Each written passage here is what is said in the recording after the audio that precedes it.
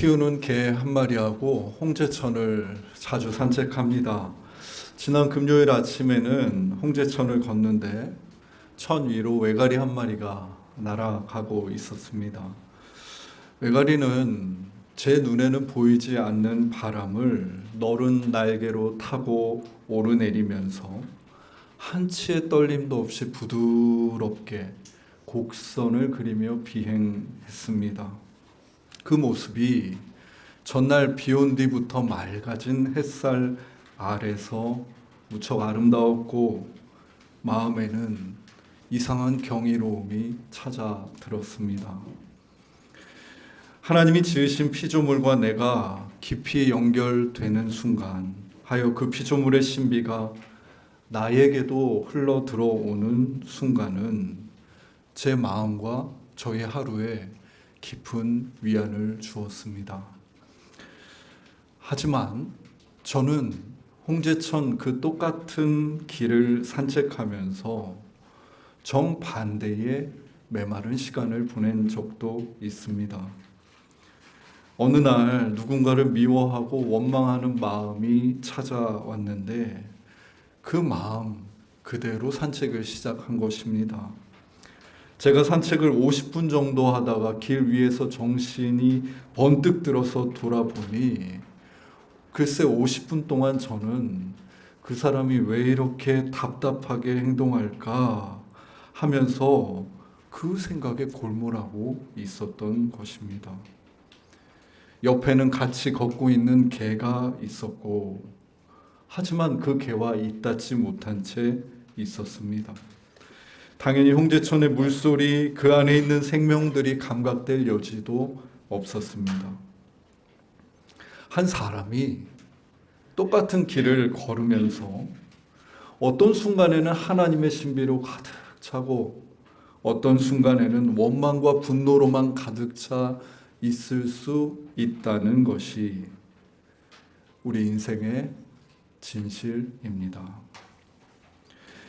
이처럼 인간의 삶은 도무지 간단하지가 않습니다. 한 줌의 흙인 우리는 하나님의 형상을 닮은 원희로 살아갈 수 있고 한 줌의 흙인 우리는 하나님의 형상을 잃은 채 원죄에 휩쓸려 살 수도 있습니다. 우리는 베드로처럼 예수님을 가장 앞서서 따르며 내 모든 것을 드리겠다 할 수 있지만 우리는 베드로처럼 내 기대와 다른 예수님의 멱살을 잡고 항변하는 사탄이 기꺼이 될 수도 있습니다. 우리는 나와 다른 이방인과 소수자들에게 관대할 수 있지만 오늘 층간소음으로 내게 피해를 주는 이웃에게는 한치의 관용도 베풀 수 없는 날선 태도를 취할 수도 있습니다. 우리 삶에는 이처럼 거대한 두 가지 가능성이 늘 자리하고 있고 실질적인 영향을 끼치고 있으며 우리는 여기로 저기로 휩쓸리며 살아갑니다. 예수회를 만든 로욜라 이냐시오는 우리 마음 안에 두 진영이 있다고 말합니다. 한쪽은 예수 그리스도를 왕으로 삼고 흰색 깃발을 꼽은 진영입니다. 반대로 다른 한쪽은 사탄을 왕으로 삼고 검은 깃발을 꼽은 진영입니다. 우리 마음의 이 두 진영에서 서로 소리를 크게 지르며 우리를 데려가려 한다고 그는 말합니다. 그 두 세력이 힘이 얼마나 센지 바울은 자신의 마음이 이 진영과 저 진영에 휩쓸리는 모습을 보면서 오호라 나는 공고한 사람이로다. 이 사망의 몸에서 누가 나를 건져내랴 라고 탄식하기도 했습니다. 이집트에서 노예살이하던 이스라엘 백성들을 생각해 봅시다. 그들은 누구보다 하나님의 살아계심과 하나님의 역사를 해방의 사건을 통해서 몸소 경험한 이들입니다. 그들은 하나님을 보았고 들었고 입히시고 먹이시는 그분의 돌봄 안에서 광야에서 척박한 날들을 살아갈 수 있었습니다. 하여 성경을 살펴보면 그 광야에서 놀랍게 춤을 추고 찬양하고 있는 이스라엘 백성들의 모습을 우리는 목도하게 됩니다. 그런데 그들의 마음이 늘 감사와 찬양만으로 가득 찼던 것은 아닙니다. 민수기 21장 5절 말씀입니다. 백성이 하나님과 모세를 향하여 원망하되 어찌하여 우리를 애굽에서 인도해내어 이 광야에서 죽게 하는가? 이곳에는 먹을 것도 없고 물도 없도다. 우리 마음이 이 하찮은 음식을 싫어하노라 하매. 이스라엘 백성들은 하나님이 약속하신 그 가나안 땅으로 가는 길에 더 가까운 길로 가지 못한 채 우회하여 척박한 땅에 접어들게 되자 그렇게 자신을 인도하신 하나님을 원망하기 시작합니다. 여러분, 원망은 얼마나 잔인한 것인지, 이제까지 무수히 하나님이 그들을 인도하셨지만 그 인도하심의 역사를 단번에 무용한 것으로 여기고 그분이 우리를 살게 하시고자 주셨던 양식들조차 하찮게 여기게 합니다. 저들이 하나님을 향해 내뱉는 발언들은 하나같이 날카로운 칼과 같습니다. 그 칼을 들고 하나님을 마구잡이로 찌르며 왜 우리를 이 메마른 길로 인도했냐고 따지고 있는 것입니다. 이스라엘이 원망하는 순간 저들은 결코 하나님이 지으신 그 본연의 모습 원희의 존재가 아닙니다. 저들은 관역을 벗어난 그 화살을 표현하는 하마르티아, 곧 죄의 상태에 빠져 있는 듯합니다. 그들은 스스로 하나님이 되어 마주한 상황을 평가하고 신을 꾸짖으며 기꺼이 찔러 죽입니다. 에덴 동산에서부터 들려오던 사탄의 목소리가 이 목소리 아니었습니까? 눈이 밝아져서 하나님과 같이 되라. 그 목소리를 지금도 듣고 있는 이스라엘 백성들은 광야 안에 있는 놀라운 하나님의 은총은 보지 못하고 척박함만을 보고 그에 휩쓸립니다. 저들은 광야에서 살게 하시는 하나님의 존재가 아니라 원망과 불평에 휩싸여 다시 과거로, 노예로 회귀하고 있습니다. 하나님도 참 답답하시고 속상하셨을 것입니다. 하여 하나님이 그들에게 불뱀을 보내십니다. 의기양양하게 스스로 신이 되었던 이스라엘 백성들은 불뱀의 공격을 당하고 속수무책으로 몸에 독이 퍼져가는 것을 느낍니다. 여러분, 광야에서 나온 불뱀이 사람을 가려가면서 물었을 리 없습니다. 시간을 정해놓고 어느 한 대만 물었을 리도 없습니다. 남녀노소 할 것 없이 이스라엘 진영의 사람들은 불뱀의 도구로 인해 신음하다 죽어가기 시작했고, 이러한 민족적, 집단적 고통 속에서 저들은 자신들이 원망에 빠져서 하나님과 자신의 삶의 맥락들을 모두 잃어버렸음을 알아차립니다. 하여 7절과 같이 고백합니다. 백성이 모세에게 이르러 말하되 우리가 여호와와 당신을 향하여 원망함으로 범죄하여 싸우니 여호와께 기도하여 이 뱀들을 우리에게서 떠나게 하소서. 광야에서 원망하고 있는 우리의 모습이 관역을 벗어난 화살과 같았음을 알아차리고 하나님의 구원을 요청하는 그 피조물의 자리로 그들은 비로소 돌아갑니다. 그러니 불뱀은 저들의 고난은 참으로 귀하고 좋은 고난입니다. 모세가 그 돌이킴을 보고 저들의 청을 따라 기도했을 때 하나님은 그 모세의 기도를 들으시고 이제 돌이킨 저들을 향해 뱀들을 물러나게 하고 독을 당장에 치료해 주실 수 있었을 것입니다. 그런데 하나님이 그렇게 하지 않으십니다.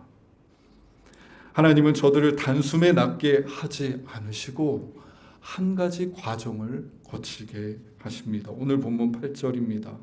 여호와께서 모세에게 이르시되 불뱀을 만들어 장대 위에 매달아라.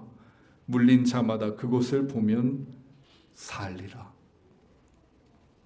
장대 위에 노뱀이 세워졌고 뱀에 물려 고통받는 이들이 그 노뱀을 보고 있는 순간을 한 폭의 그림처럼 가만히 바라봅시다. 우리가 눈여겨봐야 할 것은 지금 노뱀을 보고 있는 저들의 시선입니다. 하나님께서 도대체 왜 다른 형상도 아니고 그들을 문 그 노뱀의 형상을 장대 위에 매달라 하셨는지는 사실 알 길이 없습니다만, 적어도 지금 우리 눈앞에 펼쳐지는 그 풍경 속에서 분명하게 볼 수 있는 것이 하나 있습니다. 이스라엘 백성들의 시선입니다. 이스라엘 백성들의 시선이 자신들을 둘러싸고 있는 그 길 위의 환경과 처지와 조건들에 맞추어져 있을 때 저들은 더 이상 나아가지 못하고 뒷걸음질 치고자 했습니다. 하나님께서 지금 그렇게 주위의 조건과 환경에 매몰되어 있는 그들의 시선을 위를 향해 들게 하시는 것입니다. 장대 위에 달린 뱀을 쳐다보면서 저들은 위로부터 살아남의 경험을 하게 됩니다. 가나안으로 가는 길, 하나님의 인도하시는 그 길을 따라가는 방법은 앞을 보고 열심히 내 조건을 살피며 가는 것이 아니라 위를 보고 가는 것이구나. 이 길을 갈 힘, 이 모든 조건과 환경에서 우리를 구원해 줄 힘은 위로부터 오는구나. 이스라엘 백성들은 다시 그들의 시선을 위를 향해 돌리고 가나안 땅을 향해 나아갑니다. 오늘 우리가 읽은 요한복음 3장은 밤에 예수님을 찾아온 니고데모와 예수님이 나온 대화의 뒷부분입니다. 예수님을 찾아온 예수님은 찾아온 니고데모를 보시면서 사람이 거듭나지 않으면 하나님 나라를 볼 수 없다라고 말씀해 주십니다. 거듭난다. 이 교회 안에서 무척 많이 사용되는 이 말, 헬라어 아노테는 위에서라는 뜻을 가지고 있습니다. 하여 우리가 보는 개역개정 성경에도 3번 각주를 달아서 거듭남을 위에서 나지 아니하면 하나님 나라를 볼 수 없다고 부연하고 있습니다. 예수님께서 니고데모에게 네가 하나님 나라를 보고 하나님 나라를 살 수 있는 정확한 방향을 알려주신 것입니다. 위입니다. 그리고 말씀하십니다. 14절입니다. 모세가 광야에서 뱀을 든 것 같이 인자도 들려야 하리니. 저 광야에서 이스라엘 백성들이 위로부터 구원을 얻었듯이 이 세상 안에 살아가는 이들이 바라보고 구원을 얻을 수 있도록 예수님 당신이 들려서 저들의 위가 되어 주시겠다는 말씀입니다. 예수님의 이 말씀으로부터 위쪽은 결코 추상적이거나 막연한 방향이 아니라 구체적인 한 분 예수 그리스도를 가리키게 됩니다. 이어서 성경에서 가장 유명한 말씀이 부연됩니다. 16절입니다. 하나님이 세상을 이처럼 사랑하사 독생자를 주셨으니 이는 그를 믿는 자마다 멸망하지 않고 영생을 얻게 하려 하심이라. 요한복음에서 세상은 타락하고 반역하는 인간 군상을 뜻하는 말입니다. 19절에서도 볼 수 있듯이 빛이 세상에 와도 어둠을 더 사랑하는 세상은 빛을 알아보지 못합니다. 오히려 빛을 미워합니다. 요한은 세상은 악하며 세상에 있는 것들을 사랑하지 말라고 그의 서신들에서도 말합니다. 육신의 정욕, 안목의 정욕, 이생의 자랑의 출처는 다름 아닌 세상이며 이를 따를 때 우리는 아버지 안에 거할 수 없다고 말합니다. 세상에 대해서 무척이나 단호한 입장입니다.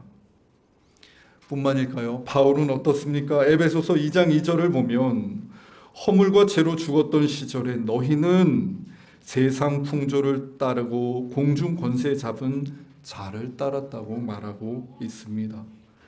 바울에게도 세상은 허물과 죄가 가득한 곳입니다.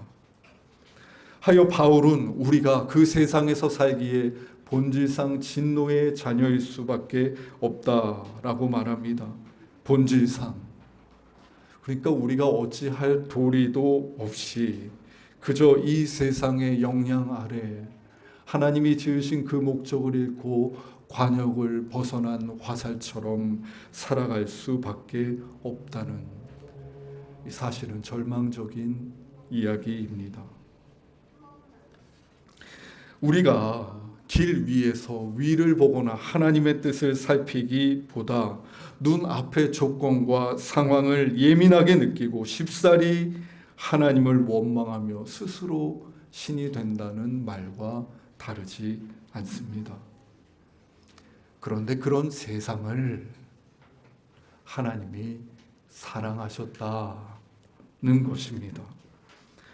하나님은 앞만 보고 사는 우리, 내 조건과 처지만 보고 사는 우리, 하여 기꺼이 하나님을 향해 칼을 겨누며 신을 찌르는 우리를 사랑하셔서 독생자를 주시며 우리로서는 볼 수 없는 위를 향한, 위쪽을 향한 길을 내어 주십니다. 그것이 요한의 표현대로 말하면 영생의 길입니다. 여러분, 성경으로 성경을 이해해 보면 좋겠습니다. 요한은 영생을 분명히 이렇게 정의하고 있습니다. 요한복음 17장 3절입니다. 영생은 곧 유일하신 참 하나님과 그가 보내신 자 예수 그리스도를 아는 것이니이다. 영생은 곧 유일하신 참 하나님과 그가 보내신 자 예수 그리스도를 아는 것입니다. 성경에서 안다는 말은 친밀한 관계를 뜻합니다. 내가 하나님의 피조물임을 알고 내가 하나님의 원희임을 알고 내 삶이 하나님의 보살피심을 알고 있는 것입니다. 위로부터 오는 그 신뢰와 그 사랑의 관계 안에서 오늘 내가 마주하고 있는 어려움, 내가 마주하고 있는 상황, 이해되지 않는 사건들을 바라보는 것입니다. 그 하나님 안에서 내가 다 알지 못하지만 그분의 이끄심을 따라 한 걸음 내딛어 보는 것입니다.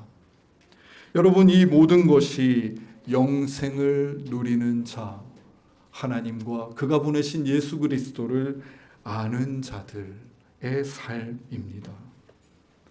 영생의 정반대말은 본문에 나와 있듯 멸망입니다. 이는 하나님과 예수님과 완전하게 단절된 채 사는 삶을 의미합니다. 우리는 그 단절 속에서 일희일비하며 상황과 조건과 처지에 예민하게 반응하며 휘둘리며 살 수밖에 없습니다. 그 삶은 18절의 표현처럼 벌써 심판을 받은 것과 다르지 않습니다.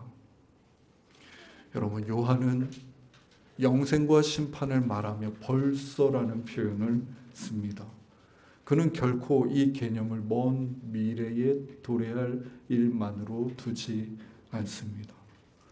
영생과 심판이 벌써 여기 내 삶에 이루어지고 임하는 현재의 문제라고 말하고 있는 것입니다.